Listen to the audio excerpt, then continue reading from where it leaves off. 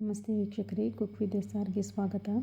ಇವತ್ತು ನನ್ನ ಅಮ್ಮ ಮಾಡುವಂತಹ ಬಸಳೆ ಸೊಪ್ಪಿನ ಸಾಂಬಾರು ಮತ್ತು ಅಕ್ಕಿ ರೊಟ್ಟಿ ಹೇಗೆ ಮಾಡೋದು ಅಂತ ನೋಡುವ ಬನ್ನಿ. ಮೊದಲಿಗೆ ಈ ಬಸಳೆ ಸೊಪ್ಪನ್ನು ಚೆನ್ನಾಗಿ ತೊಳೆದು ಸೊಪ್ಪು ಮತ್ತು ದಂಟನ್ನು ಸಪ್ರೇಟಾಗಿ ಕಟ್ ಮಾಡಿ ಇಟ್ಕೊಳ್ಬೇಕು. ನಂತರ ಒಂದು ಪಾತ್ರೆಯಲ್ಲಿ ನೀರನ್ನು ಕುದಿಲಿಕ್ಕಿಟ್ಟು ನೀರು ಕುದಿದ ನಂತರ ಕಟ್ ಮಾಡಿಟ್ಟಂಥ ದಂಟನ್ನು ಫಸ್ಟಿಗೆ ಬೇಯಲಿಕ್ಕೆ ಹಾಕಬೇಕು. ಯಾಕಂತ ಹೇಳಿದರೆ ದಂಟು ಬೇಯಲಿಕ್ಕೆ ತುಂಬ ಹೊತ್ತು ತಗೊಳ್ತದೆ. ದಂಟು ಅರ್ಧ ಬೆಂದ ನಂತರ ಸೊಪ್ಪು ಮತ್ತು ಅರಿಶಿನ ಸೇರಿಸಿ ಮುಚ್ಚಳ ಮುಚ್ಚಿ ಬೇಯಲಿಕ್ಕೆ ಬಿಡಿ. ಈ ಬಸಳೆ ಸೊಪ್ಪನ್ನು ಯಾವಾಗಲೂ ಬಿಸಿನೀರಲ್ಲೇ ಬೇಯಲಿಕ್ಕೆ ಹಾಕಬೇಕು. ಯಾಕಂತ ಹೇಳಿದರೆ ಅದು ಒಂಥರ ಲೋಳೆ ಆಗ್ತದೆ.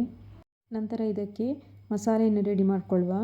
1 ಚಮಚ ಎಣ್ಣೆ, ಒಂದು 6 ಬ್ಯಾಡಗಿ ಮೆಣಸು, ಅರ್ಧ ಚಮಚ ಮೆಂತೆ, 2 ದೊಡ್ಡ ಚಮಚ ಕೊತ್ತಂಬರಿ, 1/4 ಚಮಚ ಜೀರಿಗೆಯನ್ನು ಸೇರಿಸಿ ಚೆನ್ನಾಗಿ ಹುರಿದುಕೊಳ್ಳಿ.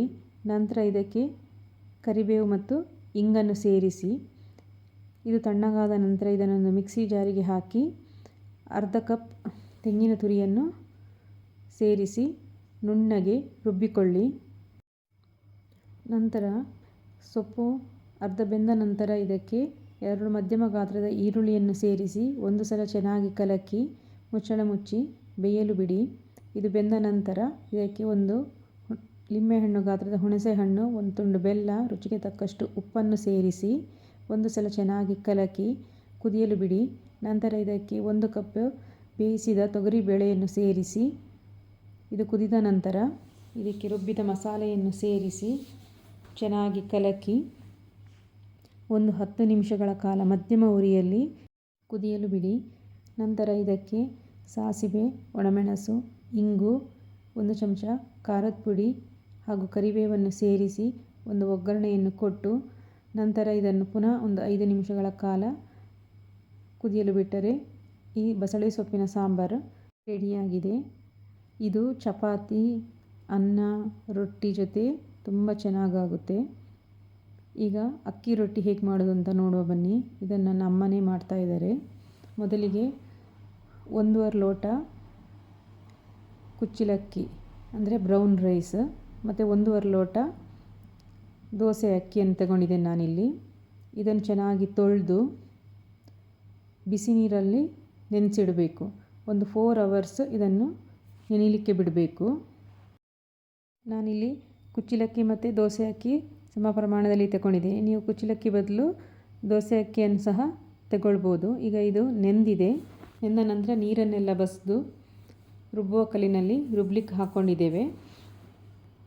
ನನ್ನಮ್ಮ ರುಬ್ತಾ ಇದ್ದಾರೆ ಇಲ್ಲಿ.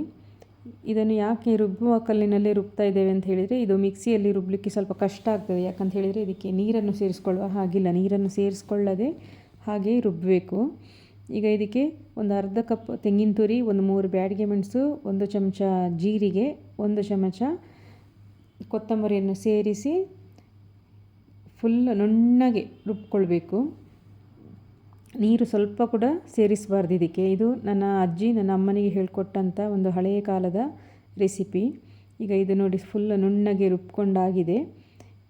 ಇದನ್ನು ಹೀಗೆ ಕಲ್ಲಿನಿಂದ ತೆಗಿಬೇಕಾದ್ರೆ ಚೆನ್ನಾಗಿ ನಾದ್ಕೊಂಡು ತಗೊಂಡ್ಬಿಟ್ರೆ ಮತ್ತೆ ಪುನಃ ನಾದುವ ಅವಶ್ಯಕತೆ ಇರುವುದಿಲ್ಲ. ಇದೀಗ ಹಿಟ್ಟು ರೆಡಿಯಾಗಿದೆ. ಇದನ್ನು ಸಣ್ಣ ಸಣ್ಣ ಉಂಡೆಗಳನ್ನಾಗಿ ಮಾಡಿ ಇಟ್ಕೊಂಡು ನಂತರ 1-2 ಬಾಳೆ ಎಲೆಯನ್ನು ಬಿಸಿ ಮಾಡಿ ಅದಕ್ಕೆ ಸ್ವಲ್ಪ ಎಣ್ಣೆಯನ್ನು ಸವರಿ ಈ ಥರ ಹಿಟ್ಟನ್ನು ಮಧ್ಯದಲ್ಲಿಟ್ಟು ಪ್ರೆಸ್ ಮಾಡಬೇಕು. ಇದನ್ನೀಗ ಬಿಸಿ ಮಾಡಿದ ಕಾವಲಿಯಲ್ಲಿ ಹಾಕಿ 2 ಬದಿ ಚೆನ್ನಾಗಿ ಬೇಯಿಸಿ ನಂತರ ತೆಗೆದು ಕೆಂಡದಲ್ಲಿ ಹಾಕಿ ಸುಟ್ಟರೆ ಈ ರೊಟ್ಟಿ ರೆಡಿ ಆಗ್ತದೆ. ಇಲ್ಲಿ ನನ್ನ ಅಮ್ಮನಿಗೆ ನನ್ನ ಅಣ್ಣನ ಮಗ, ಅವ್ರ ಮೊಮ್ಮಗ ಹೆಲ್ಪ್ ಮಾಡ್ತಾ ಇದ್ದಾನೆ. ಈಗ ಇದನ್ನು ನೋಡಿ ಇಲ್ಲಿ ಕೆಂಡದಲ್ಲಿ ಸುಡ್ತಾ ಇದ್ದಾರೆ ಅಮ್ಮ. ಈ ಕಡೆ ಮಣ್ಣಿನ ಪಾತ್ರೆಯಲ್ಲಿ ಬಸಳೆ ಸೊಪ್ಪಿನ ಸಾಂಬಾರನ್ನು ಸಹ ಬಿಸಿ ಮಾಡಲಿಕ್ಕೆ ಇಟ್ಟಿದ್ದಾರೆ. ಈ ಥರ ಬಿಸಿ ಬಿಸಿ ರೊಟ್ಟಿ, ಬಸಳೆ ಸಾಂಬಾರು ಹಾಗೂ ಅಮ್ಮನ ಕೈ ರುಚಿ ಸೇರಿದರೆ ಅದ್ಭುತ ರುಚಿ.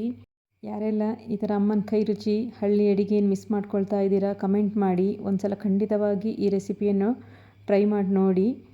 ಹೇಗಾಗಿದೆ ಅಂತ ಕಮೆಂಟ್ ಮಾಡಿ ತಿಳಿಸಿ. ಹಾಗೆ ವಿಡಿಯೋವನ್ನು ಲೈಕ್ ಮಾಡಿ, ಶೇರ್ ಮಾಡಿ ಹಾಗೂ ಸಬ್ಸ್ಕ್ರೈಬ್ ಮಾಡಲಿಕ್ಕೆ ಮರಿಬೇಡಿ. Thanks for watching.